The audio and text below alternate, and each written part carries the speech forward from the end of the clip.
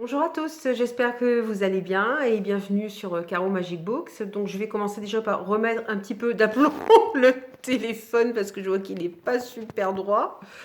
Voilà, ça commence bien. Je m'excuse pour la dernière vidéo. Je voyais que j'arrivais à la fin. J'ai pas eu le temps de vous dire au revoir. Ça a coupé d'un seul coup. Je me suis dit je la refais pas parce que déjà au niveau temps c'était un peu short parce que bon bah je bosse à côté. J'ai encore des enfants qui ont besoin que je sois là, donc je me suis dit ça va être trop court. Et en plus bon voilà, quand vous parlez d'un livre à l'oral. Si vous le refaites une deuxième fois, vous n'en parlez pas de la même façon.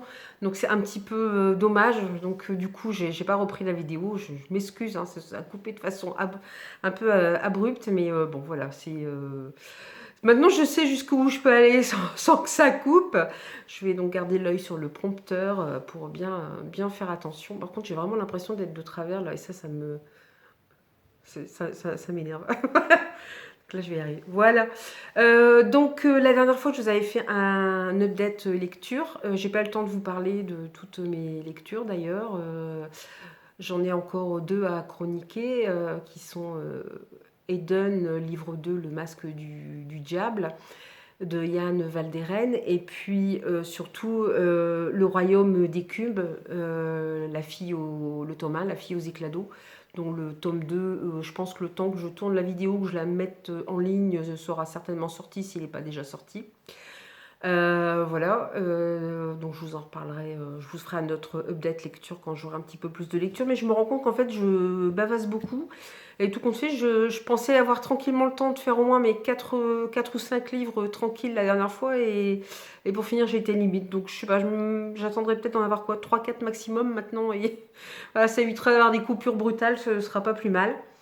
Donc voilà, donc là je fais la vidéo pour clôturer un peu le Call Winter Challenge, donc qui est un challenge qui est organisé par l'Enluminé, c'est le nom de la personne, hein. Donc elle a un compte Instagram, une chaîne YouTube, l'Enluminé, elle apostrophe Enluminé. Donc qui a lieu depuis plusieurs années. Moi c'est la première fois que je le faisais, donc j'étais super contente de le faire parce que ça il y a longtemps que je n'avais pas fait de challenge, quelques années. Je suis tellement pris par les SP, en fait, par les services presse, que voilà, je trouve pas toujours le temps de le faire. Et là, bah, du coup, ça m'a permis de vider un petit peu ma PAL. Ça m'a permis de découvrir d'autres auteurs, de relire un manga, de me remettre le nez dans une série que j'adore. Donc j'étais vraiment contente de le faire, quoi. Là, il me reste encore des chroniques, j'ai pas encore eu le temps parce que j'ai eu des SP à faire avant. Je n'ai pas encore eu le temps de les faire, il doit m'en rester 2 à faire, mais voilà. Sinon, les lectures ont été faites parce que c'est du 1er décembre au 28 février. Après, vous participez aux catégories que vous voulez. Voilà, l'essentiel, c'est d'en lire au moins un. Bon, là, moi, je suis contente, j'ai même réussi à tout faire et à même la catégorie bonus. Donc, je vais vous redonner un petit peu les catégories et puis vous reparler, mais vite fait, parce que j'en ai déjà parlé, des livres que j'ai déjà lus. Alors, le menu 1, c'était Magie de Noël. La première sous-catégorie, c'est All I Want for Christmas. Et les mots thèmes étaient romance de Noël, amour et amitié. Donc moi, par contre, c'est beaucoup de livres en numérique. Donc ça va être un petit peu compliqué de vous montrer les couvertures, surtout que ça ne rend pas forcément grand-chose.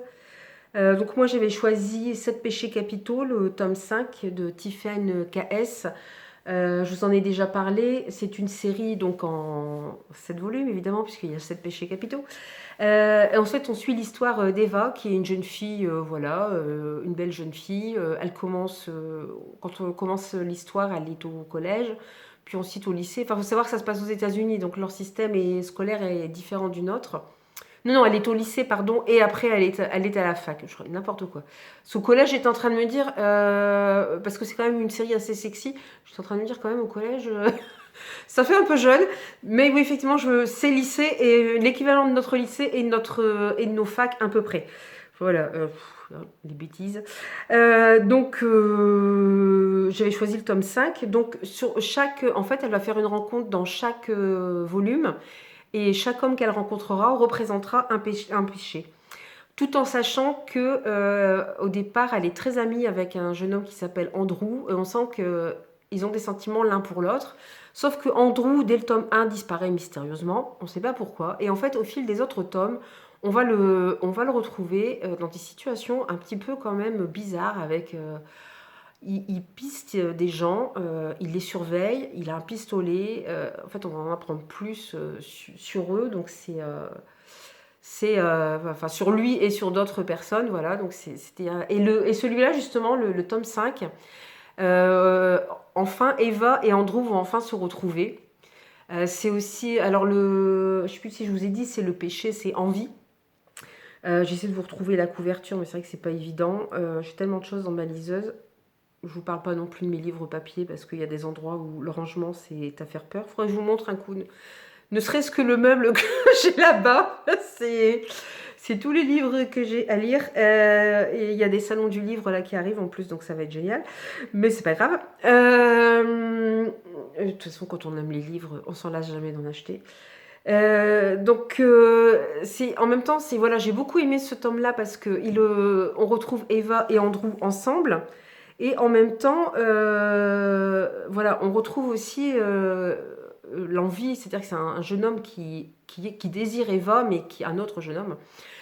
Mais c'est malsain en fait, c'est très malsain, surtout que derrière, il y a une autre histoire qui a rapport avec Andrew, donc on va quand même parler aussi un peu de la traite des blanches, mais aussi du fait qu'une femme, Eva se fait harceler par cet homme en même temps, voilà, et c'est vrai que ça fait penser à tout ce que, voilà, Tac ton port, MeToo, enfin ça fait penser à tout ça parce que malheureusement c'est encore d'actualité. Je veux dire, moi ça l'était déjà quand j'étais jeune, voilà, je suis quand même un peu plus âgée maintenant, et je vois que les jeunes femmes de maintenant sont toujours dans le même combat. Donc on se dit qu'il y a quand même encore beaucoup de progrès à faire de ce côté-là. Donc voilà, je trouvais bien que l'auteur en parle justement tout en gardant ce côté romance et sexy, mais qu'elle en parle dans son roman. J'avais dit que je ferais court, là c'est mal barré déjà. Ah oui, par contre, suis-je bête? J'avais pris, parce que j'ai un carnet du blogueur, donc ça c'est celui de l'an dernier, qui est édité par les carnets de la libellule, qui est mon instrument de travail. Voilà, j'ai besoin de ma liseuse, j'ai besoin de mon carnet du blogueur, parce que sinon je me mélange les pinceaux sur les dates. Et j'en avais déjà parlé, mais il est super bien fait. J'en ai racheté un cette année d'ailleurs. Donc voilà, ça c'est la photo de 7 péchés capitaux. Les couvertures sont très belles, hein. C'est toujours des trucs assez travaillés. Je vous montre pas trop parce qu'après il y a des droits d'auteur aussi, hein, sur le carnet. Et cette année je me suis amusée, oui, on s'amuse comme on peut. Je me suis amusée à coller les photos de mes avis, parce que sur mes chroniques je mets toujours des photos. Et la couverture du livre et les photos. Donc c'est vrai que voilà, je me suis dit, hop, et je tape dans le téléphone. Décidément, aujourd'hui, tout va bien. Donc voilà, j'avais quand même une petite photo à vous montrer. C'est quand même plus sympa, ça parle plus. Parce que puis la liseuse, malheureusement, c'est vrai que ça rend pas toujours super bien. Voilà, donc c'est sûr que le bilan du Cold Winter Challenge va vous faire au moins 2 parties. Donc la deuxième sous-catégorie, il y a 3 sous-catégories dans chaque menu, sauf un menu où il y en a 4. Donc là, on est toujours dans Magie de Noël. La deuxième sous-catégorie, c'était Lettres au Père Noël. Donc épistolaire, enfance, jeunesse. Donc j'ai choisi des ados, de l'amour et des monstres de Peggy Chassenay. Parce qu'on se retrouvait avec des ados. Voilà, je vous montre la couverture. Vous voyez hein, un petit peu le côté monstrueux. Donc là, c'est le tome 1, Les Ombres. Alors j'ai beaucoup aimé parce que je me suis dit, c'est de la littérature jeunesse, des ados, de l'amour et des monstres. Je me suis dit, évidemment, il va y avoir des histoires d'amour, il va y avoir des histoires de monstres, mais en fait, l'auteur a écrit ça d'une façon vraiment très second degré, avec beaucoup d'ironie, et franchement, je me suis éclatée à le lire, ce livre, quoi. Ça a été un plaisir, ça a été un plaisir. Donc c'est pour ça que je voulais en reparler. Donc, en plus, c'est sympa parce qu'on retrouve une bande d'ados. Donc le héros Hicham, par exemple, je ne sais pas si on dit Hicham ou Hicham, il a quitté, il vivait avec sa mère qui vit pas dans un milieu très aisé. Alors, on ne sait pas pourquoi il a quitté sa mère pour aller vivre avec son père qu'il n'a quasiment pas connu, dans une maison plus bourgeoise. On va apprendre pourquoi après, bien sûr. Il fait la rencontre d'une jeune fille qui est, voilà, elle sort un peu des standards aussi, c'est-à-dire qu'elle est un peu ronde. Et puis alors surtout, elle a un caractère, mais un caractère voilà, faut pas la chercher, mais en même temps, c'est quelqu'un d'hyper loyal. Et enfin, ça, c'est vraiment, c'est un super personnage. En plus, elle a toujours des tenues, enfin, la façon dont l'auteur décrit les tenues, enfin, je veux dire, il faut oser porter ça, mais voilà, elle a un caractère, cette fille, c'est incroyable. Et voilà, ils vont se rencontrer. Donc elle a une bande d'amis. Alors elle a un de ses amis qui en fait a eu une liaison avec un autre jeune homme. Il a encore des sentiments pour lui, mais en même temps il a des sentiments pour une autre copine de la bande. Donc c'est un petit peu compliqué.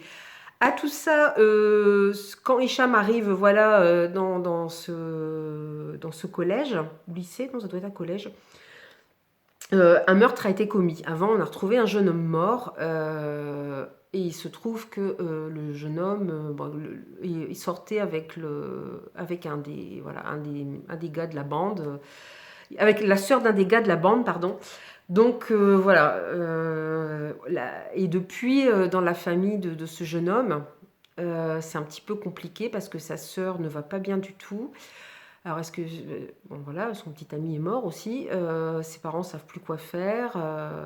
Voilà. On a deux autres frères et sœurs. Donc, eux, ils ont perdu leurs parents très jeunes. Alors, on se demande aussi s'il n'y a pas un mystère là-dessous. Parce qu'ils semblent avoir des dons tous les deux, le frère et la sœur, et c'est leur grand-mère qui les élève. Donc voilà, donc vous avez un mélange d'ados, des personnalités marquées, des personnalités qu'on adore. Enfin, moi, j'ai vraiment adoré les personnages. Mais aussi, voilà, ils ont aussi voilà, leurs problèmes. Alors, c'est beaucoup des problèmes amoureux, hein, mais voilà, c'était intéressant. Puis voilà, il y a des thèmes comme l'homosexualité ou la bisexualité qui sont abordés. Donc, je trouve, voilà, ça bien. Moi, j'ai jamais connu ça quand je lisais des livres ados, hein, je vous le dis. Bon, je sais, je suis vieille. Mais voilà, ouais, et je trouvais ça bien. Et c'est fait sous l'angle de l'humour. Et en même temps, voilà, il y a du fantastique. Donc, c'est vraiment. Alors, c'est une auto-édité. Mais franchement, il est vraiment très bien.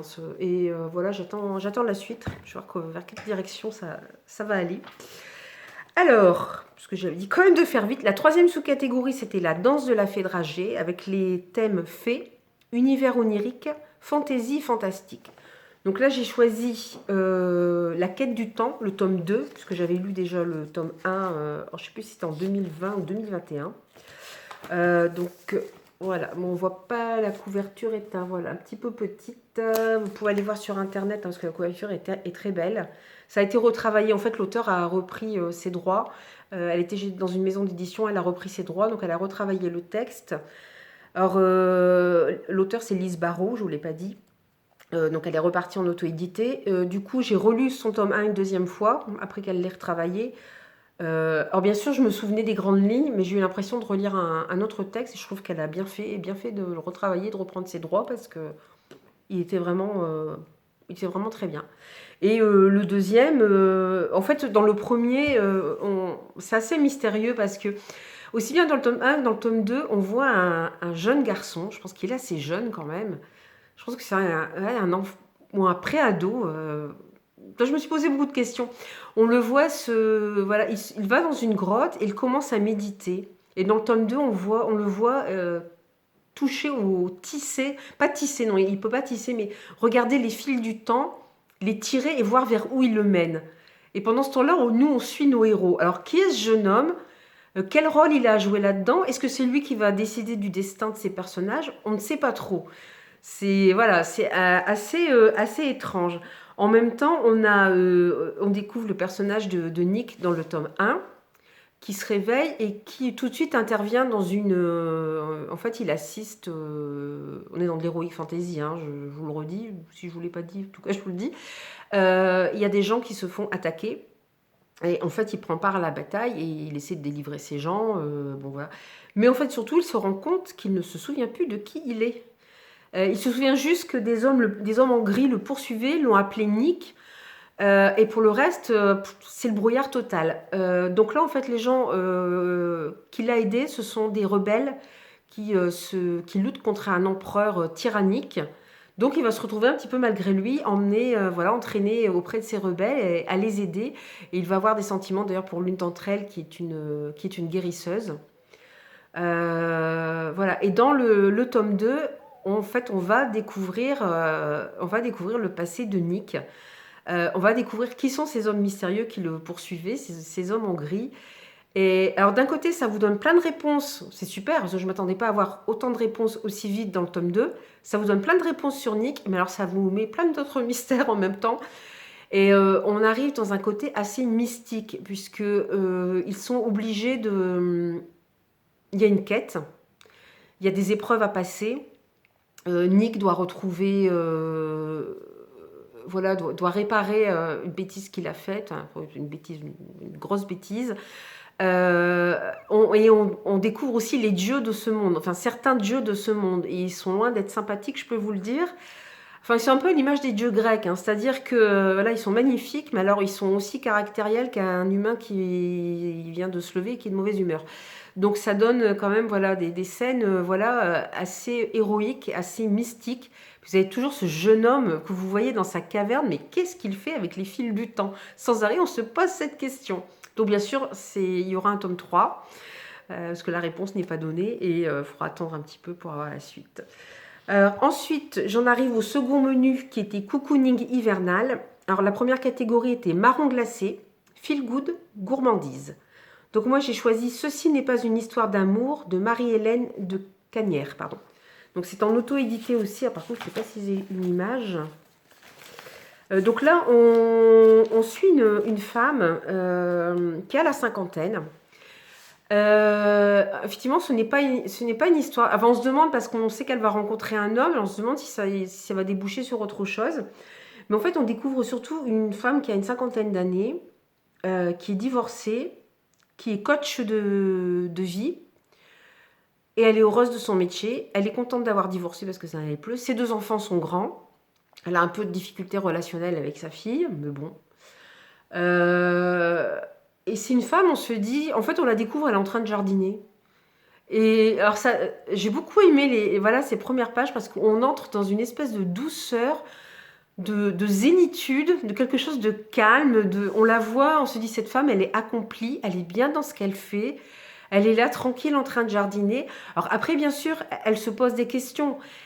Elle repense à tout ce qu'elle a vécu. Elle a encore des doutes, ce qui est normal. Je veux dire, un jour, on n'aura plus de doutes. Et voilà, c'est qu'à mon avis, on sera... Bon, c'est plutôt en fin de vie, je pense. Hein, voilà, donc c'est bien qu'elle ait encore des doutes, qu'elle se pose encore des questions.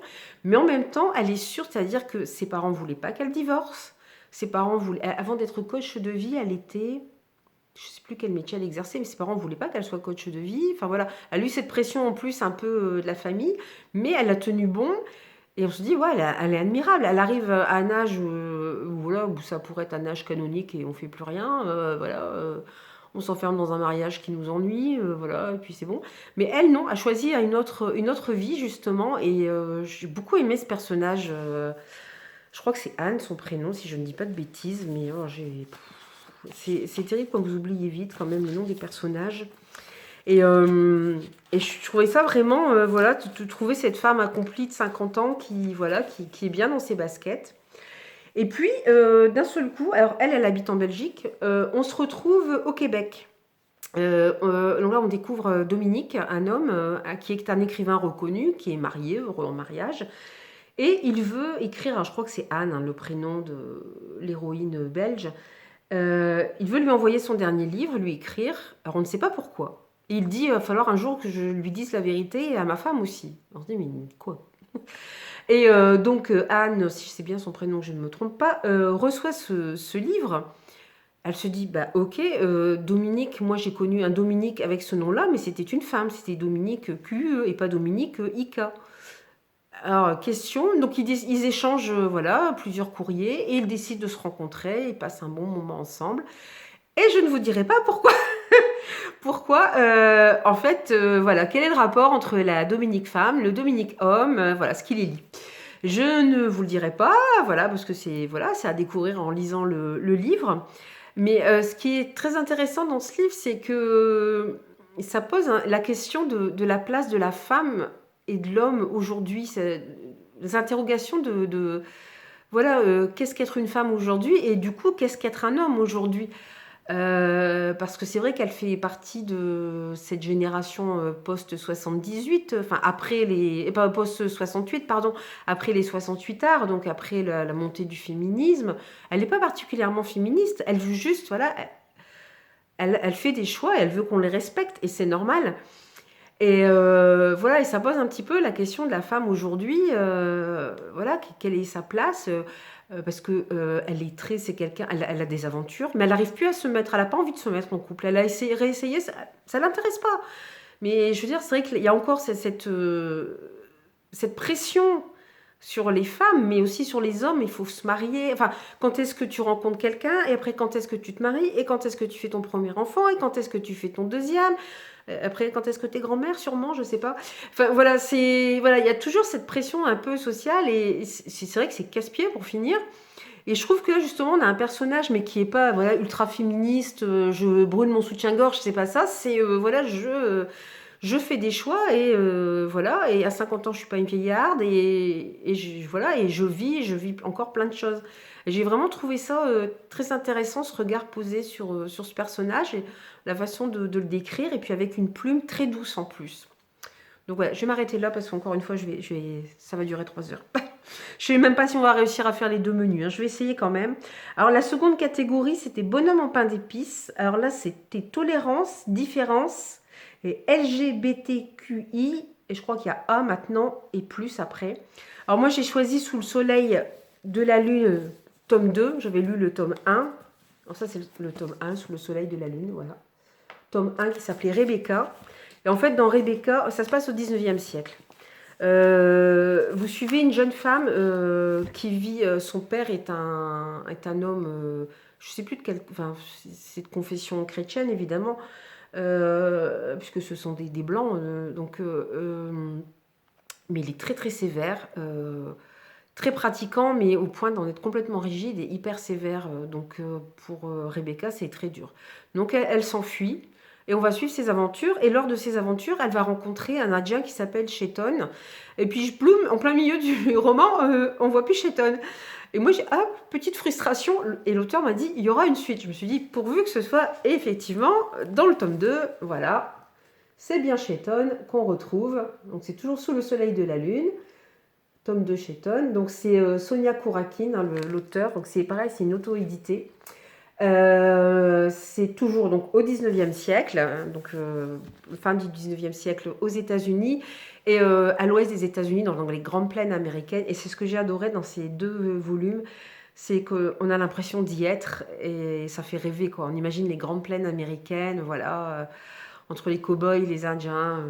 Sauf que là, c'est un peu, voilà, Cheton, en fait, un soir, il s'éloigne de son camp, enfin, il a besoin de son clan, il a besoin de réfléchir. Quand il revient auprès de son clan, ils ont tous été massacrés par l'armée américaine. Voilà, c'est l'époque où on commençait à parquer les Indiens dans des réserves où ils n'avaient rien, où ils étaient destinés à crever de faim, où on les parquait un moment en prison avant de les parquer dans des parcs. Enfin voilà, je pense que vous connaissez tous un peu cette histoire, hein. On leur a pris leurs terres. On a tué des bisons par milliers, ce qui fait que c'était leur principale ressource alimentaire, mais aussi pour se vêtir. Enfin, ça, voilà, il leur servait à plein de choses. Puis je veux dire, ils en tuaient pas, ils tuaient ceux dont ils avaient besoin. Là, c'était un véritable massacre. Je vous renvoie à Danse avec les loups, d'ailleurs, le film, si voilà, si vous connaissez pas trop l'histoire. Et effectivement, de toute façon, le mot d'ordre de l'armée américaine, c'était c'était de les tuer ou voilà, les emprisonner, de les parquer, voilà. Et c'est vrai qu'ils s'en sont jamais remis parce qu'encore maintenant, c'est très compliqué. Ils vivent encore dans des endroits. Certains ont réussi à tirer leur épingle du jeu, mais voilà, c'est encore très très voilà, ils sont dans des milieux quand même. C'est l'impression un peu qu'ils sont ghettoisés, quoi. Voilà, c'est encore très dur. Donc, pour revenir à l'histoire, donc on va suivre donc Cheton, donc qui veut se venger du major américain qui a tué, massacré son clan. Pendant ce temps-là, en même temps, on suit l'histoire du jeune enfin la fille du major qui a massacré le clan de Cheton. Et elle fait de drôles de rêves. Et en fait, on va se retrouver avec une histoire qui mêle réalisme, parce qu'on est quand même dans voilà, une époque assez dure pour les Indiens, mais aussi pour les femmes, puisque elle, son père la destine à un homme qu'elle ne connaît pas, qui est plus âgé qu'elle. Quand elle le rencontre, elle a envie de faire des efforts d'aller vers lui, mais il est très ambigu, très ambivalent.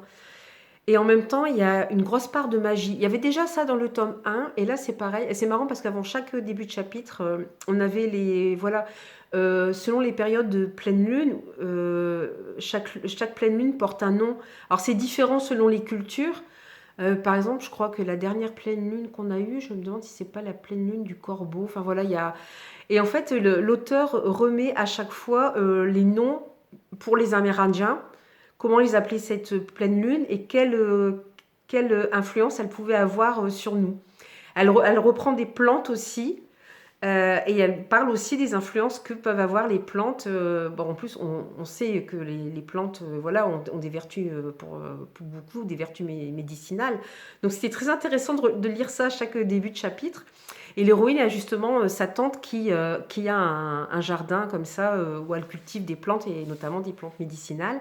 Elle a aussi une servante, une ancienne esclave, une servante afro-américaine qui, elle, a pratiqué le vaudou, qui a une histoire assez dure aussi. Chayton va d'ailleurs rencontrer des gens qui ont une histoire assez... En fait, ils se rencontrent pas tout de suite, on voit leur parcours et voilà les gens qu'ils rencontrent. Et l'héroïne va aussi se rapprocher de sa servante noire qui va l'initier à la magie parce qu'elle sent qu'il y a de la magie en elle. Donc c'est voilà, c'est une histoire qui est à la fois réaliste, qui vous fait voyager à une autre époque, dans un autre lieu, et qui en même temps, il met beaucoup de magie. Et voilà, voilà, et vous-même, bah, voilà, c'est magique et vous êtes entraîné dedans. Et voilà, c'est vraiment deux très belles histoires. Et moi, j'avais un coup de cœur pour le premier. Voilà, donc je vous les conseille aussi. Donc Sous le soleil de la lune de Sonia Kourakine. Mais je vous remettrai aussi les noms de toute façon sous la vidéo. Je vais quand même essayer de finir mon second menu. Cocooning hivernal. Alors la troisième catégorie, sous-catégorie, c'était vitrine de Noël. Donc là, c'était roman graphique, manga, livre illustré ou beau livre. Et là, alors je ne vais pas vous en reparler beaucoup parce que je vous en ai parlé lors de ma précédente vidéo. J'avais choisi Kingdom Game. Alors j'ai toujours le même problème, hein. Par souci de discrétion, je ne vous mets pas le code barre de la médiathèque où je l'ai emprunté. Voilà, qui est un manga voilà, qui mélange fantastique, où des jeunes gens vont être poursuivis, je pense, par une malédiction, où chaque jour, ils vont à minuit, ils sont 7. L'un d'eux sera soit roi, soit reine, 3 autres seront nobles et 4 autres seront de simples plébéiens, des gens du peuple.